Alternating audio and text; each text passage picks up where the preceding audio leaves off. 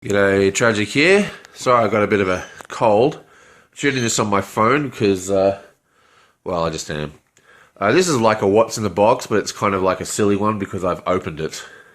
So, woohoo!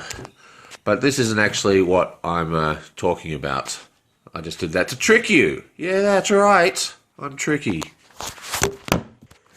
So if you look in here, you'll see a whole bunch of cards. And you'll see some new cards and a promo card for Pixel Tactics. And that's right, this is from Pixel Tactics 3. And you'll see that I keep them in this box because each Pixel Tactics comes in this little thing and it's completely useless. So yeah, so this is Pixel Tactics, and this is the third iteration of it. And I'm not sure if I will be getting a fourth one if they make it. 3 seems plenty enough. 1 was too small because, like, you get this many cards and that's a deck that you can play with, but you can stick them together, like, you know, and that's a pretty decent sized deck. But now we have 3 packs, so it's a really nice deck to play the game with.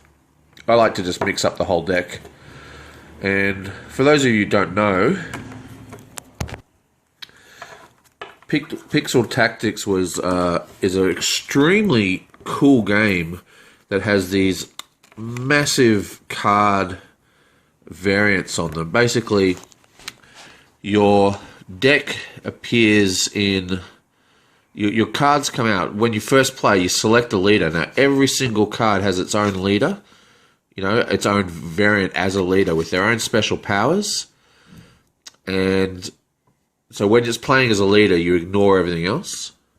And then, when you play the game, it's all set up in these rows. There's these 3 rows. And when you're in the front row, this ability activates.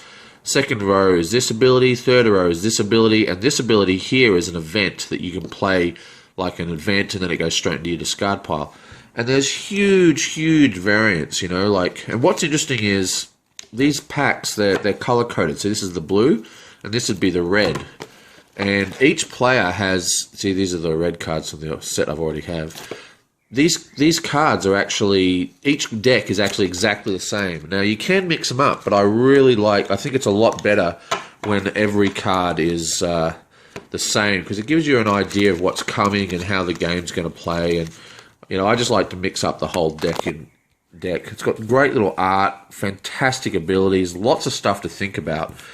And something even cooler, if I get in here, because I ordered this as a pre-order, like months ago.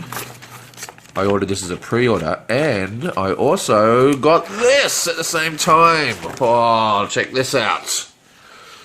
Hello, cat. Okay, let's just get this out of the way. Whoa.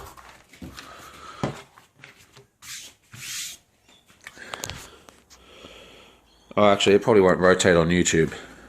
Here we go. Yeah, so I got the map, is basically what I'm trying to say here.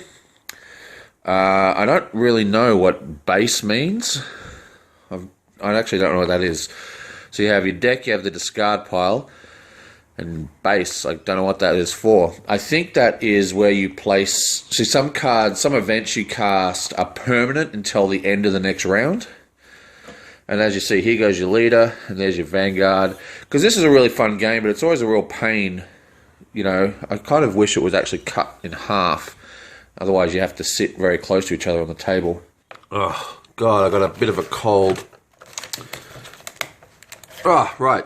Yeah, so you have these markers that denote your turn order. Okay, so the you know, the knife is attacking, the shield is defending, and then you do this row, then you do this row. You do this row, and you move this guy down. Then you do this row, move it down. Then you do this row, move it down. This row, move it down. And then you swap these over. And that's how the game works. It's a very, very cool game. I'm going to do a video on it now that I've got all 3. And my funky mat. Ooh. And... yeah, well, that's it. I'll catch you guys next time.